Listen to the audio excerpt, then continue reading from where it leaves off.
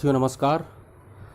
मैं रवि गारगायन आज आपके लिए कुंडली से अपने भाग्य के बारे में जान कैसे पाते हैं और कुंडली सीखते कैसे हैं, इस तरीके को विस्तार से बताने के लिए आमंत्रित हूँ। पहले तो आप ये जानें कि आपके सामने अगर लग्न ये बनी हुई है, देखो मैंने क्रम से बना रखी है, लग्न कुंडली लिख रखा है और क्रम से 1 से लेकर 12 तक लिख रखा है। तो आपको ये पता हो ये है क्या, ये 1 से 12 तक, इसको हम लग्न कहते हैं। जैसे 1 नंबर है तो 1 नंबर से हम किसको जानते हैं, 2 नंबर से हम किसको जानते हैं। पहली बात ये, आप प्रत्येक टॉपिक को ध्यान से देखें और ध्यान से जान पाएँ, तभी आप विस्तार से इसके बारे में जान पाएंगे, क्योंकि हम क्या चीज़ बताना चाहते हैं और क्या चीज़ आपको समझाना चाहते हैं। तो पहली चीज़, लग्न कुंडली में ये 12 खाने बने हुए हैं। इन प्रत्येक खाने का अपना अपना एक महत्व होता है। उस महत्व के बारे में आप ठीक प्रकार से जानेंगे। कैसे जानेंगे? तो ये मैंने आपको नंबर लिखे हैं 1 2 3 4 5 6 7 8 9 10 11 और 12। ये 12 हैं क्या? तो हम अब इनको जानें। पहले हम जो 1 नंबर लिखा है उसका नाम है मेष, क्योंकि हमारी जो राशियां हैं वो 12 राशियां हैं।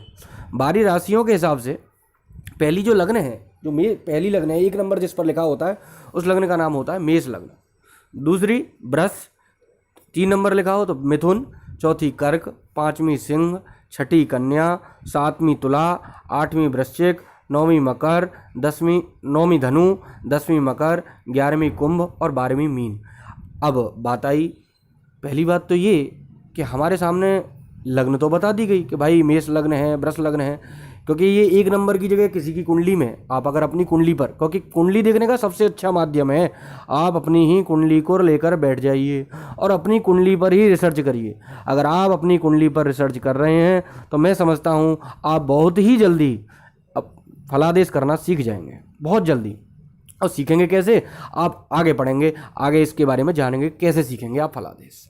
तो हमने ये 12 आपको नहीं है राशियाँ बताई, राशियों के हिसाब से लग्न बता दी, क्योंकि हो सकता है इसमें मैंने 1 नंबर पहले लिखा हो, आपकी कुंडली में हो सके 3 नंबर हो सकता है 5 नंबर हो सकता है 6 नंबर हो, कोई भी नंबर हो सकता है। इन नंबरों का अलग अलग प्रभाव है, इन लग्नों का अलग अलग प्रभाव है। वो कैसे है इसको जानेंगे पहले। अब मैंने 1 नंबर बताया था आपको, 1 नंबर का मतलब था मेष लग्न। मेष लग्न का जो स्वामी है, मेष राशि जो है उसका स्वामी है मंगल है। वृष राशि का जो स्वामी है वो शुक्र है। मिथुन राशि का जो स्वामी है वो बुध है। कर्क राशि का जो स्वामी है वो चंद्रमा है। सिंह राशि का स्वामी जो है वो सूर्य है। कन्या राशि का जो स्वामी है वो बुध है। तुला राशि का स्वामी शुक्र है। वृश्चिक राशि का स्वामी मंगल है और 9वें नंबर पर धनु राशि का स्वामी गुरु है। 10वें पर जो दशम राशि है उसको कहते हैं मकर राशि का स्वामी शनि है और 11वें नंबर शनि जिसमें बैठा है वो है आपकी कुंभ राशि का स्वामी शनि है और 12वां नंबर जिसको हम राशि को कहते हैं मीन राशि का स्वामी गुरु है। अब आपको ये राशि के स्वामी पता लग गए। अब राशि के स्वामी पता लग गए तो राशि के स्वामी का अलग अलग प्रभाव होगा। कैसे प्रभाव होगा उसके बारे में पहले हम ये जानें कि ये जो 12 खाने हैं इनसे संबंध किसका है, हम किस संबंध के बारे में इससे विस्तार पूर्वक जान सकते हैं। ठीक प्रकार से आप वीडियो को देखेंगे तभी जान पाएंगे कि हमने क्या आपको समझाया, क्या आपको बताया, कैसे। अब चलें, मैं एक चीज़ और बता दूं कि हो सकता है आपकी कुंडली मैंने पहले 1 से बताया था, 4 से शुरू हुई हो और जो चंद्रमा है वो यहाँ बैठा हो 9वें में, तो आपकी जो राशि है नवी किससे पता लगती है? 9वां नंबर किसका है? तो हमारा जो 9वां नंबर है वो धनु का है और जिस घर में चंद्रमा बैठा हो आपकी वही राशि होगी। पहली बात तो आप ये जान लें। अगर मान लीजिए 4 नंबर पहले पर लिखा है, इसी घर में चंद्रमा बैठा होता तो आपकी राशि कर्क होती। मान लीजिए 5वां नंबर जहाँ लिखा है उस जगह पर आपका चंद्रमा बैठा होता तो वह राशि आपकी सिंह होती। तो आप ये जान लें, जिस घर में जहाँ जिस नंबर पर चंद्रमा बैठा है वही आपकी राशि होगी। अब आगे चलते हैं। आगे आप ये जानें कि भाई ये जो 12 हैं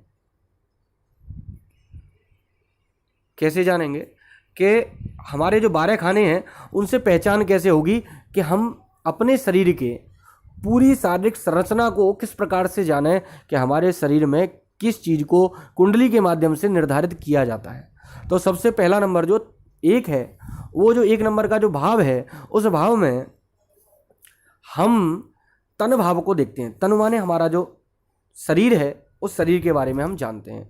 दूसरे से धन भाव को, तीसरे से सहज जिसमें भाई बहन, चौथा सुहृत, पाँचवा सुत, छठा रिपु, सातवां जाया, आठवां मृत्यु, आयु, नवा भाग्य, 10वां कर्म, 11वां आय और 12वां व्यय।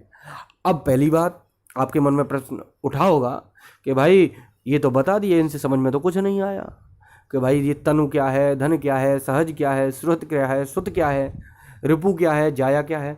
अब हम इसको विस्तार से आपको समझाते हैं। अब एक बात और समझ लें, जो ग्रह है जिस घर में बैठा है उसका प्रभाव कैसे होगा, हम इसके आगे वाली वीडियो में जानेंगे। लेकिन पहले हम ये जानेंगे कि इन सब ग्रहों में, इन सब भावों में हम किस किस चीज़ों की जानकारी प्राप्त कर सकते हैं। पहली चीज, सबसे पहला भाव था तन भाव। अब तन भाव से हम रूप, रंग, आकृति, प्रकृति, स्वभाव, मस्तिष्क और अपने दादा के बारे में जान सकते हैं। दूसरा भाव था धन भाव। धन भाव से हम वाणी, हमारी वाणी कैसी है, हम पर धन कितना है, हमारी पैतृक संपत्ति कितनी है, हमारा कुटुंब कैसा है, हमारा परिवार कैसा है, हमारा दायां नेत्र।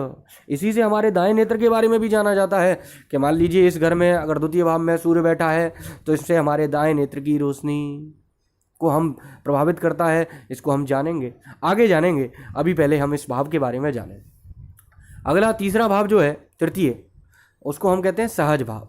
भाई, बहन, नौकर, साहस, अवसाद, प्रवास, कहाँ हमें घूमने जाना है, हमारा गला, हमारे कान, हाथ, नाक और औषधि, इन चीज़ों के बारे में हमें जानना है। आप अपनी कॉपी और पेंसिल लेकर बैठें। आपको अगर कुंडली सीखनी है तो, और कुंडली सीखनी नहीं, केवल नहीं है देखना ही देखना है, तो सोच लीजिए देखने से कुंडली नहीं आएगी। आप कॉपी पेंसिल लेकर बैठें और जानें किस प्रकार से हमने आपको विस्तार से कुंडली सिखाई। अगर आप इस पूरी वीडियो को विस्तार से देखते चले जाएंगे तो मैं समझता हूँ आप धीरे धीरे कुंडली में विशेषज्ञ बन जाएंगे और किसी भी कुंडली को देखकर बता देंगे कि इस कुंडली में क्या दोष है, ये कैसी कुंडली है, और पहचान कर बता देंगे। तो अब आज हमने पहली वीडियो से आपकी शुरुआत करी कुंडली की, आप ठीक प्रकार से जान पाएंगे। तो शुरुआत से ही इसको क्रम से देखें, ये ना हो बीच बीच से आप देखेंगे, जब बीच से देखेंगे तो नहीं जान पाएंगे। अब आते हैं हम चौथे भाव पर, जो चतुर्थ भाव था। चतुर्थ भाव हमें सुहृत भाव कहते हैं। सुहृत माने सुख, भूमि, भवन, हम चौथे भाव से देखते हैं। जायदाद, हमारे पास पैतृक जो जायदाद है वो कितनी होगी। बाग बगीचे, कृषि, कर्म, वाहन, भूमिगत धन, हृदय, छाती, हमारा हृदय का जो कंपन है, हृदय आदि रोग भी हैं वो भी इनसे देखा जाए। छाती हमारी, नौकर, माता, माता को भी इससे देखा जाता है। पूछते हैं आपकी माँ कैसी है, तो चौथे भाव से ही डिसाइड होगी आपकी माँ का भाव है। ससुर, आपके ससुर भी हैं इसमें। जल में डूबने या यात्रा करने का इससे ही पता लगता है।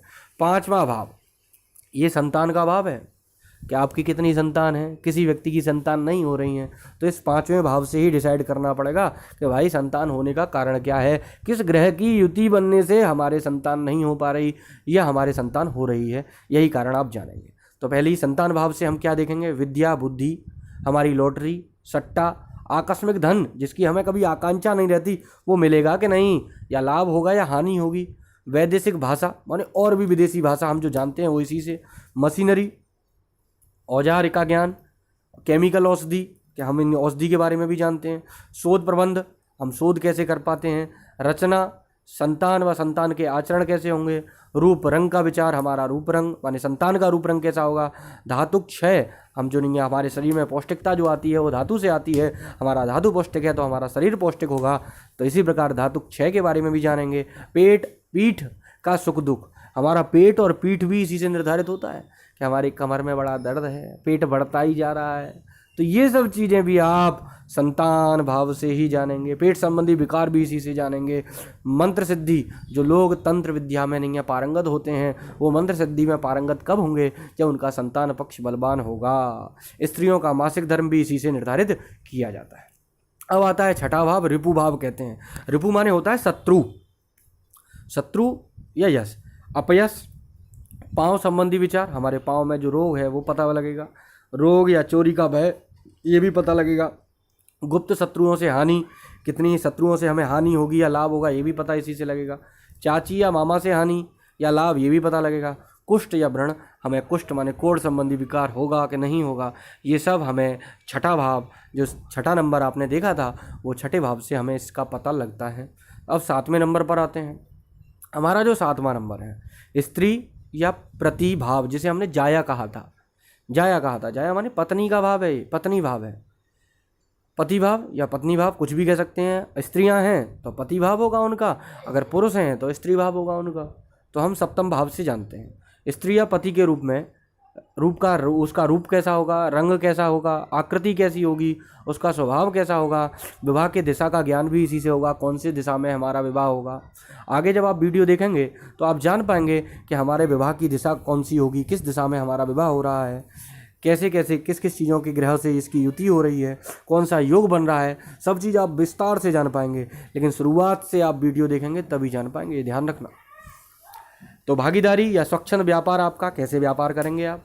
गुह्य भाग में रोग, तो इससे हमारा नहीं है, जो नीचे का हिस्सा है जिसे गुह्य भाग कहते हैं, उसमें कौन सा रोग है, ये भी उसी से हम सप्तम भाव से जानते हैं। दादी के सुख दुख का विचार इसी से हम करते हैं। अब आठवां भाव, जिसे हम मृत्यु कारक भाव कहते हैं, हमारी आयु, मान अपमान, जिससे हमें कहते हैं ना कभी कभी जिसके हमें आकांक्षा नहीं होती वैसा हो जाता है, सोचते हैं सुख मिलेगा, मिल गया दुख। तो ये अष्टम भाव से होता है। अष्टम भाव में पापी ग्रह बैठने पर पापी ग्रह जैसा प्रभाव देगा, पुण्य ग्रह बैठने पर पुण्य ग्रह जैसा प्रभाव देगा, लेकिन देगा कष्टकारी बहुत कम है कि जो हमें लाभकारी दे। लाभकारी कौन सा प्रभाव देगा, क्योंकि ये पापी ग्रह है, पापी घर है, तो पापी घर में पापी ग्रह ही अच्छा प्रभाव देगा, पुण्य घर अच्छा प्रभाव बहुत कम देगा। देगा तो जरूर, लेकिन कम देगा। अगला आयु भाव से हम क्या जाने, हमारी आयु कितनी है। हमें रोग, विष, विषैले जंतु का भय, ये बात आप ध्यान रखना कि हम अष्टम भाव में जो ग्रह बैठा है उस ग्रह से उस बीमारी का हम 80% तो काउंट कर लें कि भाई वो बीमारी हमें उसी से मिलेगी। मान लीजिए आपके घर में इसमें अष्टम में चंद्रमा बैठा है, तो चंद्रमा हमें क्या देता है, शीतलता, सर्दी, जुकाम। मान लीजिए मंगल बैठा है, तो मंगल क्या देता है, सर दर्द। ऐसे हर एक ग्रह का अपना अपना प्रभाव है अष्टम ग्रह में बैठने के बाद। लेकिन अब इसको बारे में मैं अभी इस वीडियो में पूरा क्लियर नहीं करूँगा। जब मैं इसको पढ़ाऊँगा या इसको समझाऊँगा तो आगे इसके बारे में विस्तार से समझाऊँगा।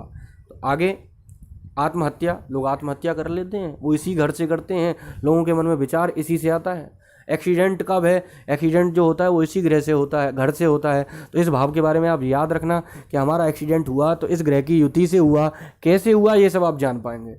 चोरी इसी से व्यक्ति सीखता है। पाँव के कष्ट, चोट चपेट, ऋण या कर्ज, ये सब इसी अष्टम भाव से हम जानते हैं। अब नवम भाव पर आते हैं। नवम भाव हमारा भाग्य का है। भाग्य के बारे में, हमारा भाग्य कैसा रहेगा। आपने अपने हाथ में एक अंगूठी के पास एक बड़ी रेखा देखी होगी, उसके बीचों बीच में, हमारे हाथ के बीचों बीच में एक लंबी रेखा बन जाती है, वो इस भाग्य रेखा पर निर्धारित होती है। ये भाग्य हमारा कैसा है, हमारी उन्नति होगी या अवनति होगी। धर्म, वैराग्यता, इसी के माध्यम से हम जानते हैं हम कितना धर्म करेंगे या हम कितने वैरागी होंगे। हम धर्म करेंगे या अधर्म करेंगे, इसके बारे में भी इसी से जान पाएंगे। देवालय, हम देवालय जाएंगे कि नहीं जाएंगे, ये भी इसी से जानेंगे। धर्मशाला, हम धर्मशालाओं का निर्माण करेंगे नहीं करेंगे। पाठशाला पढ़ेंगे या नहीं पढ़ेंगे, इनका निर्माण करेंगे या नहीं करेंगे, इनका जीर्णोद्धार करेंगे या नहीं करेंगे।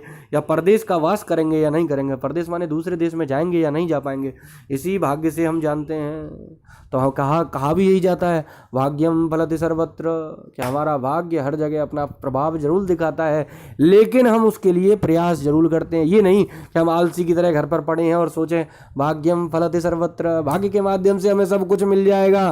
तो इसका ये सोचना आप छोड़ दें, ऐसा कभी ना करें, क्योंकि हम अगर भाग्य के भरोसे बैठे रहेंगे, हो सकता है कि भगवान द्वार पर तो थे लेकिन आप द्वार खोलने तक गए ही नहीं, उसके प्रयास करने के लिए नहीं गए। तो ये बात आप ध्यान रखना, प्रयास आपको ही करना पड़ेगा, भाग्य आपका तभी काम करेगा। आगे साले बहनोई का सुख, इसी से जानते हैं। पेट और पीठ के बारे में भी इससे जानते हैं। दसम भाव हमारा कर्म का भाव है, इससे हम पिता को देखते हैं। कर्म, हमारे कर्म कैसे हैं, अच्छे हैं या बुरे हैं।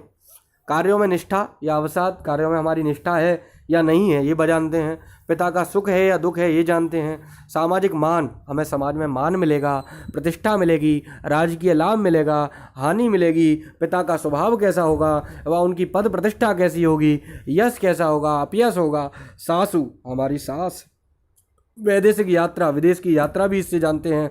आकाश मार्ग की यात्रा, माने यार खूब हवाई जहाज में घूम रहे हैं, इसी से जान पा रहे हैं।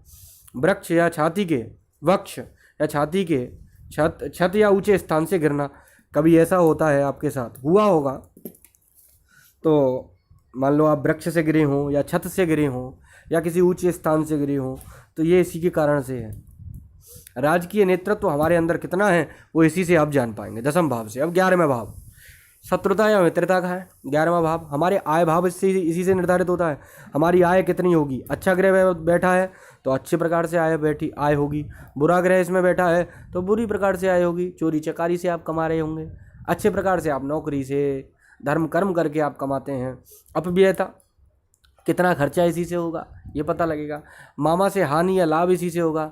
तीर्थ यात्रा या तीर्थवास, हम तीर्थ में जाके वास करेंगे या तीर्थ यात्रा करेंगे। शत्रु का संकट, जब धन ही नहीं होगा तो संकट, धन ज़्यादा हो जाएगा तो संकट भी आ जाएगा कि भाई कैसे छिपा के रखूँ उससे धन। ऋणग्रस्त स्थिति, बाईं आँख इसी से हम देख नहीं। मैं आय भाव के बारे में बता रहा था, थोड़ा मैं व्यय भाव के बारे में चला गया, तो आय भाव के बारे में दोबारा से समझा दूँ। आय शत्रुता या मित्रता के बारे में। आय स्थायी या अस्थायी स्रोत, कि आय का स्थायी रूप से रहेगी कि नहीं रहेगी। पुत्र वधू, दामाद का सुख दुख, गला कान और नाक को कष्ट के बारे में आय भाव बताता है। 12वां जो भाव है जिसको हम व्यय भाव के रूप में कहते हैं, व्यय माने खर्चा होता है, संस्कृत में व्यय कहते हैं खर्चे को, कि हमारा खर्चा कितना हो रहा है। अगर आपके कुंडली में खर्च ज़्यादा चल रहा है, आप नहीं है आप कमाते कम हैं और खर्चा ज़्यादा करते हैं, तो सोच लीजिए आपके व्यय भाव में कुछ ना कुछ कमियां हैं। अब आप इसके व्यय भाव को सही कैसे करेंगे, तो आप जान लीजिए किस ग्रह की युति से आपको ये व्यय भाव हो रहा है, खर्चा ज़्यादा हो रहा है, तो हम इसके बारे में आपको आगे बताएंगे। तो सद्व्ययता और अव्ययता। सद्व्यय माने अच्छे प्रकार से व्यय कैसे होगा और बुरे गलत कामों में। मामा से हानि या लाभ, तीर्थ यात्रा से या तीर्थवास कैसे होगा। शत्रु संकट, ऋणग्रस्त की स्थिति, बाईं आँख इसी से देखते हैं। चाचा मामी या मान सम्मान, इनको हम इसी के बारे में देखते हैं। तो मैंने आपको कुंडली के पहले चैप्टर को पढ़ाया। अभी आप ये ना समझो कि हम बहुत कुछ जान गए, अभी आप बिल्कुल शून्य हैं। शून्य का मतलब है आप कुंडली को अभी विस्तार से जानने के लिए अभी आपने ये भाव सीखे कि हमारे जो 12 भाव कुंडली में 12 जो स्थान बने हुए हैं, उन स्थानों में क्या क्या चीज़ हम जान पाते हैं। अब आगे की कुंडली में आप क्या जानेंगे कि मान लीजिए 12 स्थानों में कौन सा ग्रह कहाँ बैठा है, कैसे बैठा है, और कौन से ग्रह में वो उच्च का होता है या नीच का होता है, ये सब आप अगली वीडियो में जान पाएंगे। और पहली बात, एक बात और बता दूं, अगर ये वीडियो आपको अच्छी लगी हो और आप इससे जान पाए हो ठीक प्रकार से, तो लाइक करना, कमेंट करना और दोस्तों तक पहुंचाना भी ना भूलें, क्योंकि हो सकता है किसी को आवश्यकता हो ज्योतिष सीखने की, और ज्योतिष सिखाने वाले बहुत कम हैं। तो मैं समझता हूं अगर आप प्रयास करेंगे और मैं आपको अच्छी तरीके से समझा पाऊंगा तो इससे बड़ा क्या होगा। तो धन्यवाद सभी के लिए। लाइक करना और सब्सक्राइब करना ना भूलें। जय हिंद, जय भारत।